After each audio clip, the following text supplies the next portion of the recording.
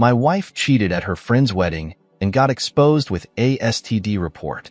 So I got my divorce and kicked her out of my house without a penny. I, 56 male, discovered that my wife, Renee, 51 female, got an STD test after returning from her friend's exotic wedding. She has kept this test a secret from me for many months, and all these indicate nothing but cheating to me.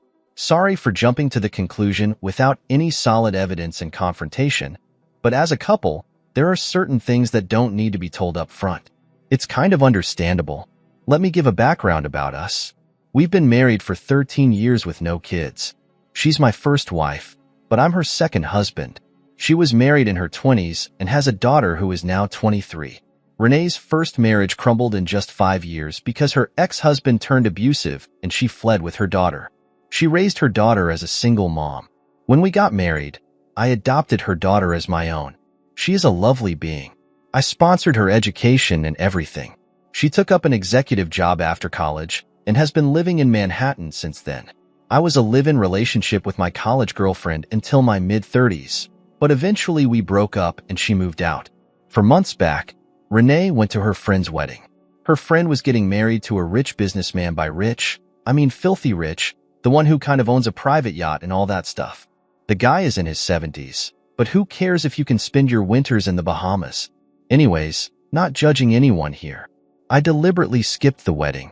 Renee was already obsessed over her friend's extravagant wedding and debt-ending it with her putting up with Renee's constant eye rolls as her friend showed off her husband's richness.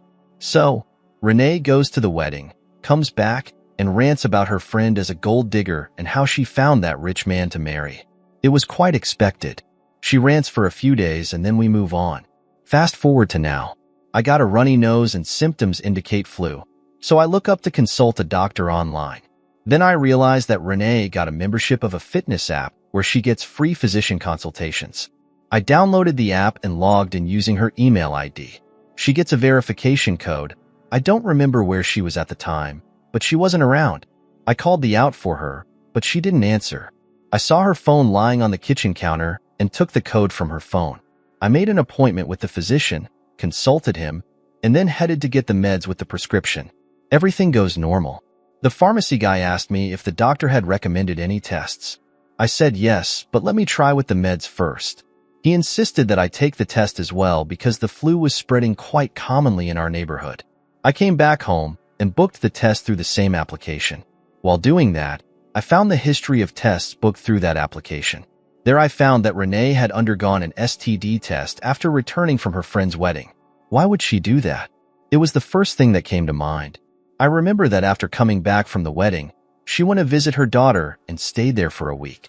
I didn't suspect it a bit at the time, but now all of this is adding up. I hate to say this, but she definitely did something wrong in her friend's wedding, not tested after returning, and then to avoid any sexual contact with me, she headed off to her daughter's place for a week. I reviewed the report, and it was negative. That was yesterday. In the night, after dinner, Renee asked me if I had logged into the app using her email ID. I said yes, and it took the authentication code from her phone because she wasn't around. I was expecting her to flip out, but she didn't say anything. She later did something that made me log out of the app. I didn't notice that until the next morning, which is today. I headed to the diagnostic center for the test, and there I was trying to show the appointment using the app, but I was logged out. She had changed her login email ID as well. It was just so dang annoying. Thankfully, they had registered the appointment in their system, so I was able to proceed with the test. I came back home to have a full-blown confrontation, but she isn't home now. I called her to ask where she was. She didn't respond. Instead, she texted that she's had her mother's and would be late. Now, I don't know how to channel my anger and frustration. I know for sure that she has cheated on me, but a part of me is still up to listen to her and wants to believe that I'm wrong. Update 1. Hello, everyone. Thanks for connecting with me. Talking to you folks during these anxious hours really helped me calm down. Trust me. So let me fill up from where I left off. Renee didn't come home that night. She's left over to her mother's place. Obviously, I got restless. I wasn't able to sleep that night thinking about all sorts of possibilities. The next morning she came, and I just couldn't stop myself. I asked her why she was avoiding me, And why did she retrieve my access from the application? She acted as if she had no clue what I was saying. I yelled that I knew she had taken an STD test after returning from her friend's wedding, and I also knew what that meant. She said I was accusing her unnecessarily, and that test meant nothing but a routine checkup. Though I had no evidence apart from that report, my gut feeling said she had cheated on me, so I spoke with my instinct that I knew what she was hiding. Our fight escalated, where she played victim that I was falsely accusing her of cheating, and I pestered her to confess.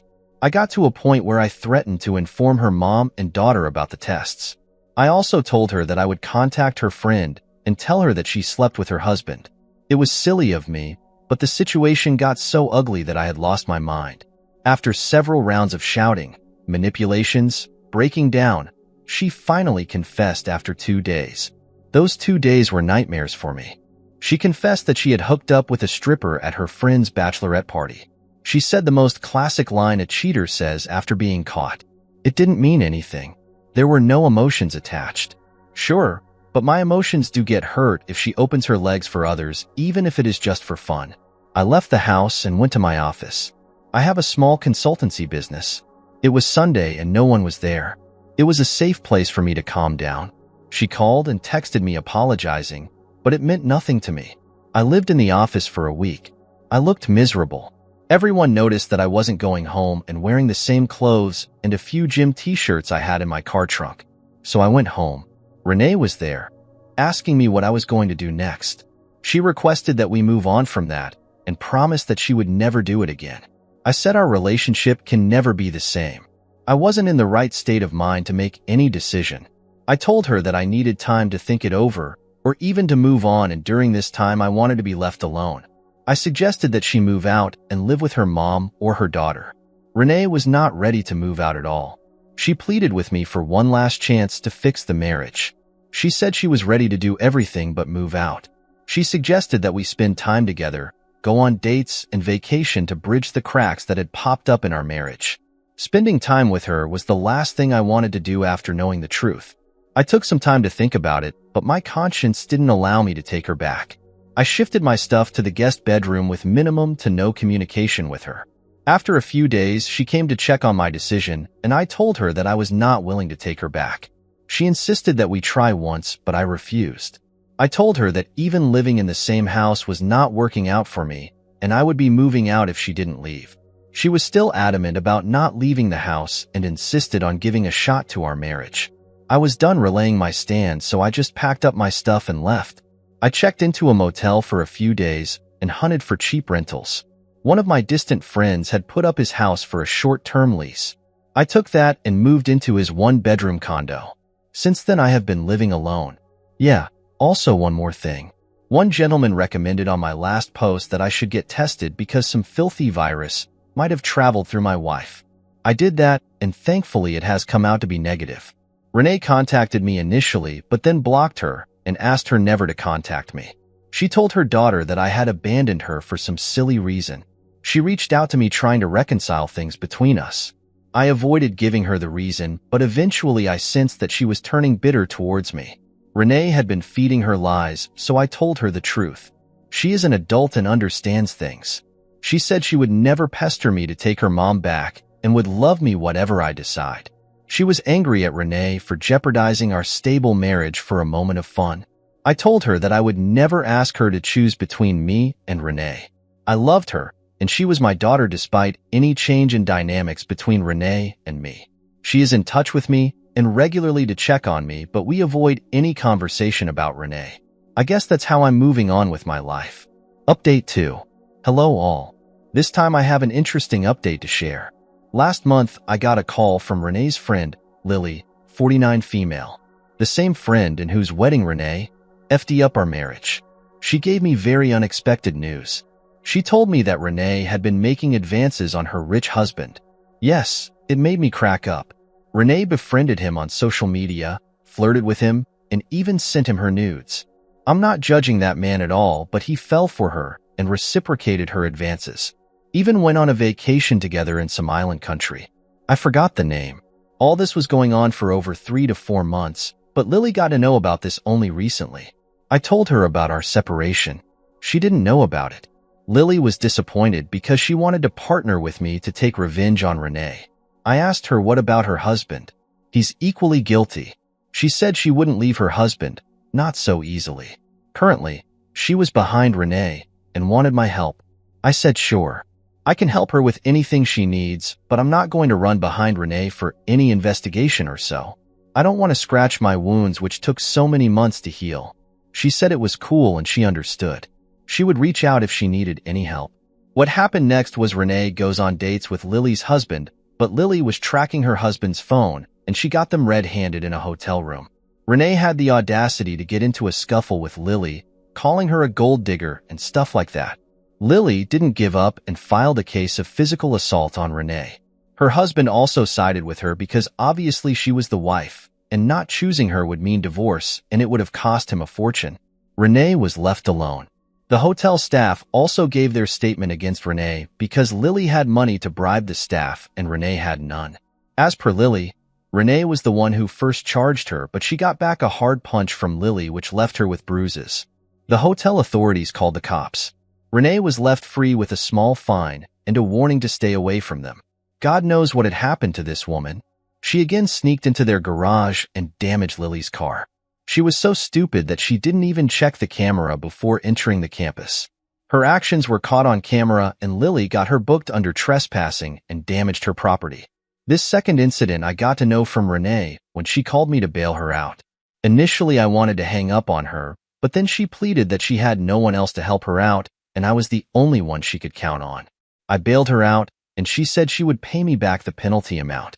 She also requested not to disclose this to her daughter, and I nodded. I asked her what she was up to, and she said she was securing her future. Apparently, I had ditched her, securing the future by chasing a friend's husband. She said yes, she had no other way. Lily had also done the same. She had also chased this rich man and made him divorce his wife of 20 years, and Renee was also doing the same with Lily. It was just so sick to hear all of this. I went home and told Lily about Renee's plan. I felt like a witchy schoolgirl for doing this, but Renee was wrong here in chasing someone's husband, and I had to do this. Not that I enjoyed it, but the cat fight between these two friends was amusing. I mean how both of them lured this old rich man to secure their future. I wanted to congratulate this rich man's ex-wife that she was out of this rat race. A couple of days ago, Renee called me asking for divorce. Not that I was not thinking about the divorce, but I was deliberately delaying it for two reasons. First, I don't plan to marry ever again, so it doesn't matter if I'm not officially divorced as of now. Second, Renee would have demanded a lot. I mean, I own a business apart from the house in which Renee is living. I have an ancestral house which would be divided between me and my sister. Just after the separation, I had discussed all this with my lawyer, and he suggested that I update my will. Removing Renee is descendant of my property, so that had been taken care of. Even if we don't divorce and something happens to me, Renee won't get a penny. Renee had a long list of divorce terms which included the house and maintenance for a year, apart from the huge chunk as an alimony. She said she wanted a divorce so that she could marry Lily's husband without any tussle. Apparently, he has promised Renee that he would divorce Lily provided she gets divorced from me first. I said I would discuss this with my lawyer and get back. The discussion is still on, and I'll make the update once this is sorted. Update 3. The divorce is done and Renee doesn't get anything at all. Lily and her husband had a role to play in this. After Renee asked me for the divorce and laid out her terms, I discussed it with my lawyer. I also told him about Renee's plan. He suggested I play smart, and he helped me through it. He told me to inform Lily about Renee's plan, and on the other hand, asked me to delay the divorce as much as possible. I did it accordingly. Whenever Renee asked me about it, I used to stall it saying I was busy and all that. When her patience ran thin, I said I was ready to sign the papers, but without any compensation. I sent her the revised terms where she gets to keep the car. The house in which she was living was mine. I agreed to let her to live there for 6 more months. That's it. Obviously, she didn't agree with that, and she demanded money. I kept laying it on the pretense of discussing it with the lawyer. She finally accepted my terms and signed the divorce papers. But that was not it. Actually, Lily's husband was completely in Lily's control. She made him do whatever she wanted. Her husband, in order to save his marriage, did whatever his wife said. They both hatched a plan to ruin Renee. Though her husband was equally involved in the affair with Renee, Yet she held only Renee guilty of it and swore to destroy her, but forgave her husband. As a part of their plan, Lily's husband assured Renee that he would divorce Lily and marry Renee and pester her to get divorced first. We all had the same motive, not to let Renee have a penny from the divorce. I wanted to save my money and Lily wanted to ruin Renee, and her husband was obeying Lily for the sake of his marriage. Renee was stupid to fall for it. In order to marry Lily's husband, she accepted my terms and signed the papers. After all this was settled, it was time for Lily's husband to divorce Lily and marry Renee. But that's when they disclosed the truth. Renee was chatting with Lily's husband thinking it was him, but then she got a call from him and it was Lily on the other end. Renee was flustered to know the truth. She had lost everything. Like a defeated kid, she came running to me. She said, "You knew all this. You partnered with them to plot revenge on me." I said, "Yes, it saved me. My heart earned money. So why not?" She tried to emotionally blackmail me and say, "How could you betray me? You were the only one whom I thought would have my back, and you too did this to me." She was funny because she was the one who went behind my back, hooking up, and then chasing her friend's husband in order to secure her future. And now in between all this, I'm the bad guy for safeguarding my own interest. I told her that I did nothing wrong in saving my money. I have compensated her quite fairly. In fact, more than what she deserved. She shouldn't have been paid anything because she had cheated on me, but there she was driving the car bought by me, living in my house for more than a year, even after our separation. She said she would tell her daughter how I betrayed her and brought her to the streets. I said, "Sure, I can fill her up with the complete details of how her mother was showing her booty to secure her future." She left the conversation, but before that, she threatened to sue me for manipulating her and getting the divorce terms through forgery. I'm sure such kinds of charges don't exist, and now when the divorce is settled, there's hardly anything she could do. It all happened a week ago. I feel free more than ever. The divorce is done, and in a few months, I will get my house back from her day. I didn't want to take any revenge on her, and I still don't think I had taken any revenge. I was just safeguarding my money, and there's no harm in that. She or everyone can think whatever they want, but I don't care. I'm looking forward to my peaceful life and not getting into this serious relationship thing ever again.